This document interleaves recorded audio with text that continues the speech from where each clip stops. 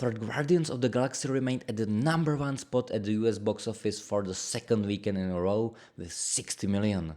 This represents a drop of only 49% after a relatively underwhelming 118 million opening weekend. Excellent reviews and audience satisfaction ultimately brought a smile to Marvel's executives as Guardians managed to avoid the typical 60 to 70% decline of their last films. Worldwide, Guardians surpassed $500 million and is expected to reach around 700 or 800 million overall, which could bring it to close to first film numbers, but probably not quite reaching the second installments.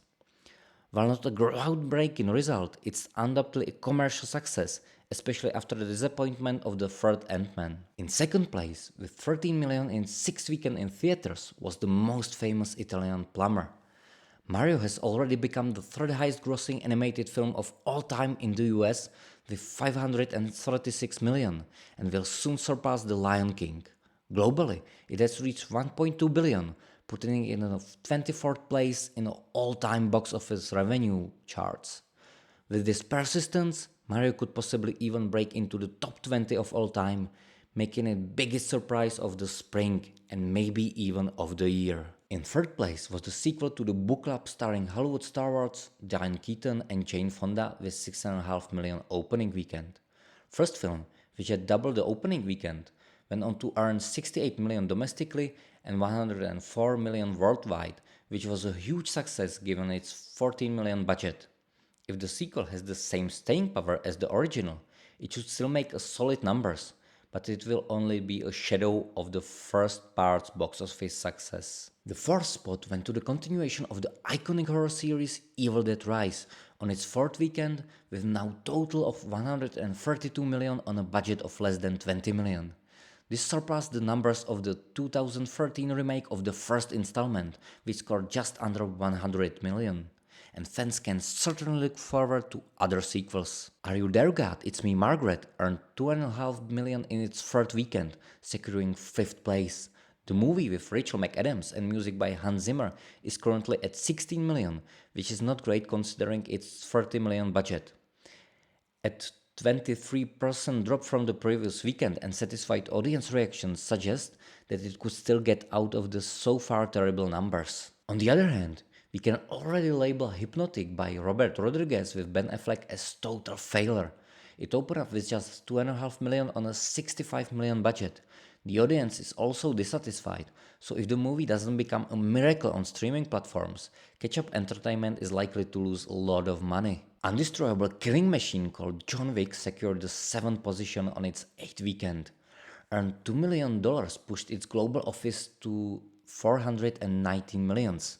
Chapter 4 has also surpassed the box office numbers of previous installments in both the US and the worldwide numbers, indicating the increasing popularity of this franchise. We will certainly see further expansion of this universe. At number 8, we have the romance Love Again starring Priyanka Chopra Jonas, which earned $1.5 million on its opening weekend. The film has earned $7.5 million globally on a budget of $9 million. Audiences are relatively satisfied, so it could make it to acceptable numbers, but it's not exactly time to open champagne. The 9th and 10th positions are an example of how excellent reviews and audience satisfaction do not guarantee a huge success at the box office. While star-studded drama Air cannot be considered a failure because it was originally intended to go straight to Amazon Prime, its worldwide gross of 86 million is essentially a bonus for Amazon. On the other hand, the entertaining Dungeons & Dragons Honor Among Thieves with its American gross of 92 million and global gross of $206 million is unlikely to recoup its $150 million budget, which is a shame. Honor Among Thieves is a really good movie and I would welcome a continuation of this world, so I hope that by some miracle Dungeons can earn at least another 200 millions from other platforms. Next week, all eyes will be on the 10th installment of the Fast and Furious franchise with an incredible 340 million budget.